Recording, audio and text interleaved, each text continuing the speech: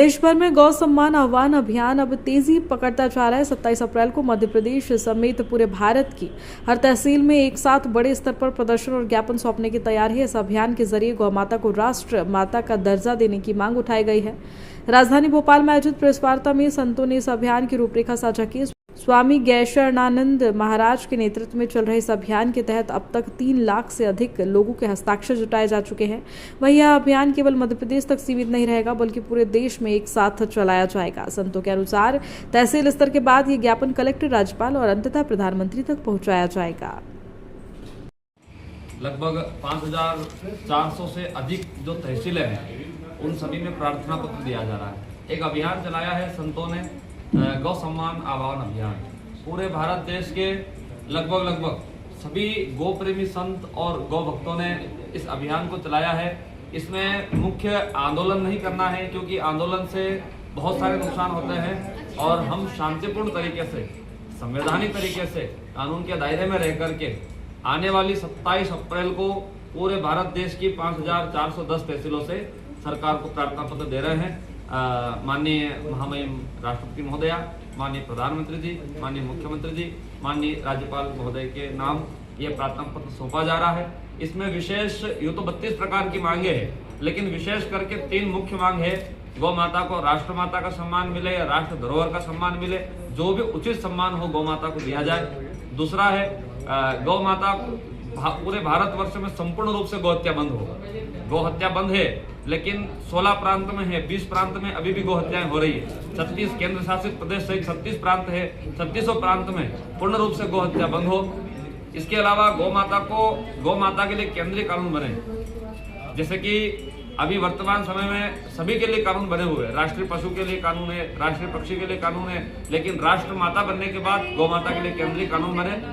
और गौ माता के सम्मान में भोपाल में भी बहुत विशाल एक गौ यात्रा लाल घाटी गुफा मंदिर से आरंभ होकर के ये कलेक्ट्रेट कार्यालय पहुंचेगी।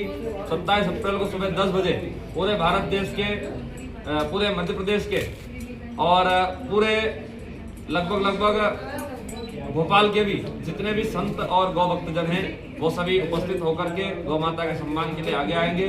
और गौ माता को बचाना इसलिए भी आवश्यक है कि तो फिर आगे क्या करेंगे आप?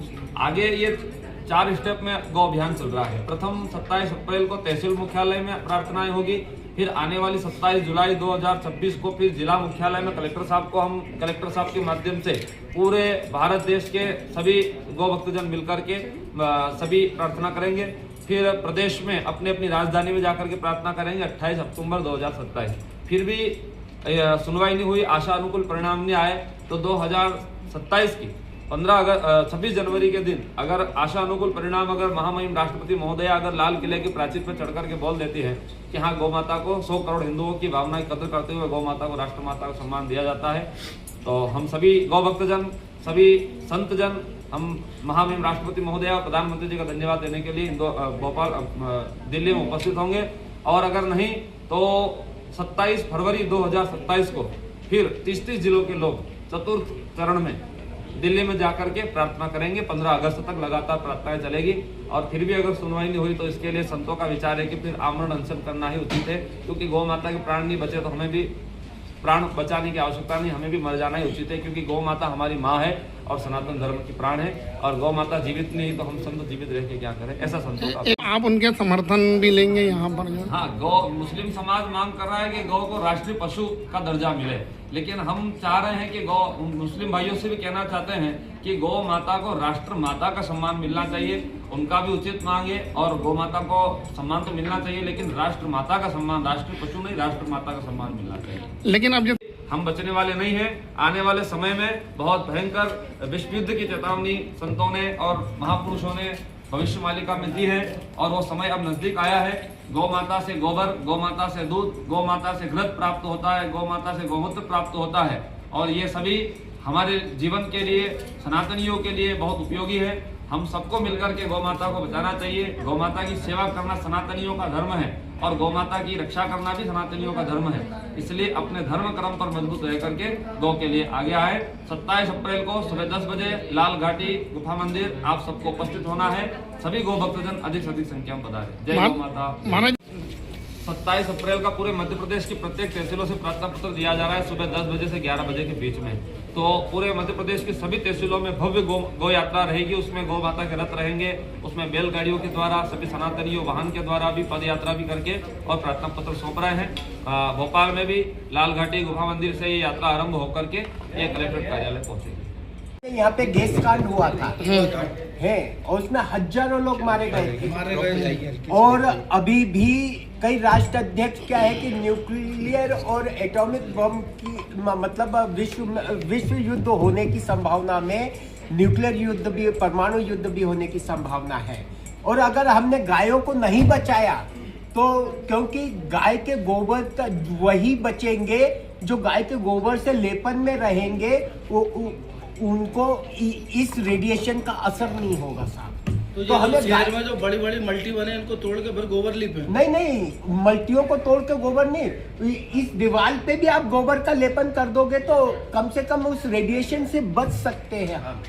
नहीं तो हिरोशिमा और नागासाकी का असर आपने देख चुके हैं।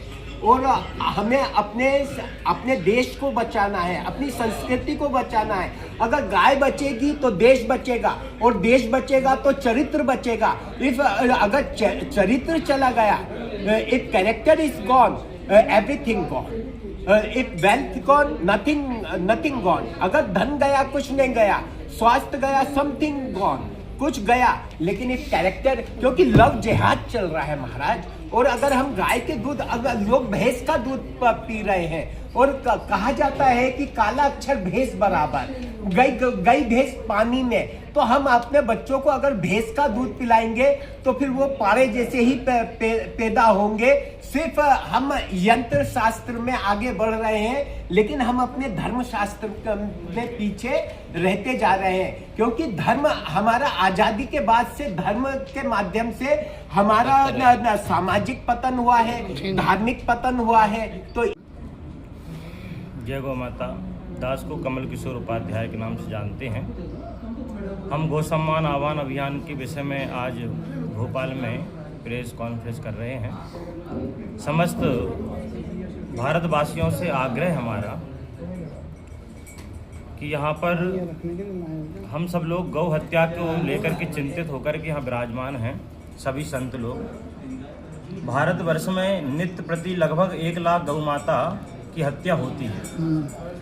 और हमारी जो बीजेपी की सरकार है, 2014 में मोदी जी का शपथ पत्र जो था उसमें गौ हत्या एक विषय था। मोदी जी ने भी कहा था कि गौ हत्या पे कार्य करेंगे। कहीं ना कहीं ऐसी स्थिति बनी कि कार्य अभी तक गौ माता के लिए नहीं हो पाया।